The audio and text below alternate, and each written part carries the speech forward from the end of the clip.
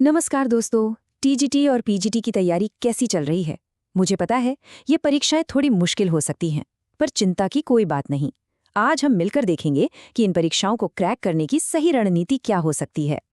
देखिए, टीजीटी और पीजीटी का सिलेबस देखकर अक्सर लगता है कि ये तो बहुत बड़ा है, इससे डर लगता है। पर डरना नहीं है, इसे समझना है। तो आज हम क्या करेंगे? हम कुछ ऐसे मुश्किल सवाल उठाएंगे और सिर्फ उनका जवाब नहीं ढूंढेंगे, बल्कि ये देखेंगे कि उन्हें सॉल्व करने के पीछे की सोच, वो स्ट्रैटेजी क्या होनी चाहिए। तो चलिए सबसे पहले घुसते हैं साहित्य के चक्रव्यूह में। मतलब लेखकों, उनके जमाने और उनकी कही गई बातों को समझने की कोशिश करते हैं। यहीं पर सबसे ज्यादा कंफ्यूजन होता है ना, किसी पंक्ति को उसके लेखक से मिलाना। अक्सर यहीं पर गलती हो जाती है। अच्छा, ये पंक्ति देखिए, पंडित सरल सत्य बखाणे, आदिकाल की बहुत ही फेमस लाइन है। अब सोचिए एग्जाम में ये सवाल आ जाए कि ये किसने लिखा है, क्या है इसका जवाब। दिमाग पर जोर डालिए। और अब देखिए ऑप्शंस को। सरहपा, लुईपा, सप्पा, कन्हापा, सारे पा वाले कवि, सब एक ही दौर के। देखा, ये कंफ्यूज करने के लिए ही ऐसे ऑप्शन दिए जाते हैं। तो यहाँ रट्टा काम नहीं आएगा, यहाँ चाहिए गहरी समझ। इसका सही जवाब है सरहपा। अब सवाल ये है कि हम इसे याद कैसे रखें। देखिए, ये जो दार्शनिक अंदाज है ना, ये सीधी और सरल भाषा में गहरी बात कहना, ये सरहपा की खासियत थी। हमें बस उनकी इसी स्टाइल को पकड़ना है।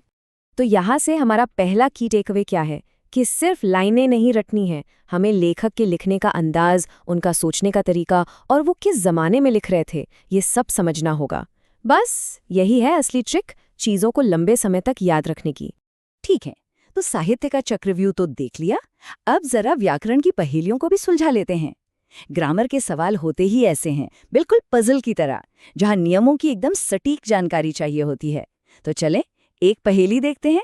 संधि के नियम, ये तो एक क्लासिक ट्रैप है। देखिए, अशुद्ध शब्द है तदोपरांत, जबकि सही है तदुपरांत। क्यों? क्योंकि ये तत् प्लस उपरांत से बना है। ये व्यंजन संधि का एक बहुत ही जरूरी नियम है, और पता है, यही छोटी छोटी गलतियां हमारे नंबर कटवा देती हैं।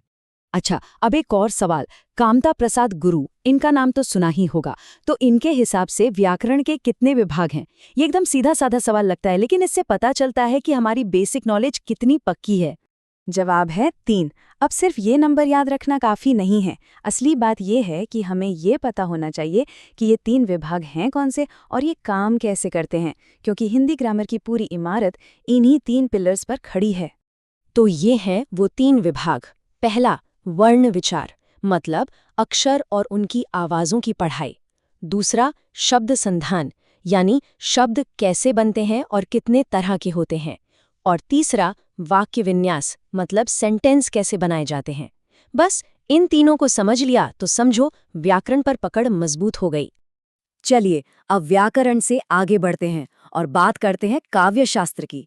मतलब कविता का असली मजा, रस, अलंकार, गुण, इनको समझे बिना तो पोएट्री अधूरी है। ये तो कविता की आत्मा है।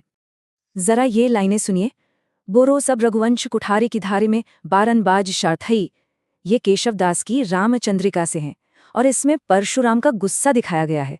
अब एग्जाम में सवाल आएगा, भाई इन पंक्तियों में कौन सा रस है? रौद्र रस। बिल्कुल सही। क्यों? क्योंकि इसमें कुठार की धार जैसी आक्रामक भाषा है, विनाश की बातें हैं। ये सब सीधे सीधे गुस्से यानी रौद्र रस की तरफ इशारा करते हैं। तो बस पंक्तियों के इमोशन को पकड़ना है और जवाब आपके सामने होगा। अब एक और मजेदार चीज देखते हैं, तद्गुण अलंकार। नाम थोड़ा मुश्किल लग सकता है, पर है बड़ा आसान। इसका मतलब है कि जब कोई एक चीज दूसरी चीज के पास आकर उसी का गुण अपना ले और अपना गुण छोड़ दे। जैसे ये उदाहरण देखिए, रजत को रजत बनाता। यहाँ क्या हो रहा है? धूल जो है वो खुद तो चांदी की नहीं होती, लेकिन जब उस पर सुबह की किरणें पड़ती हैं तो वो भी चांदी जैसी चमकने लगती है ना? कमाल का उदाहरण। यही है तद्गुण अलंकार। तो सवाल ये उठता है कि ये सब जो हमने पढ़ा, जो भी हमारा ज्ञान है, उसे एग्जाम में अच्छे नंबरों में कैसे बदलें? मतलब असली रणनीति क्या होनी चाहिए? देखिए, सक्सेस के लिए बस 3 स्टेप्स हैं।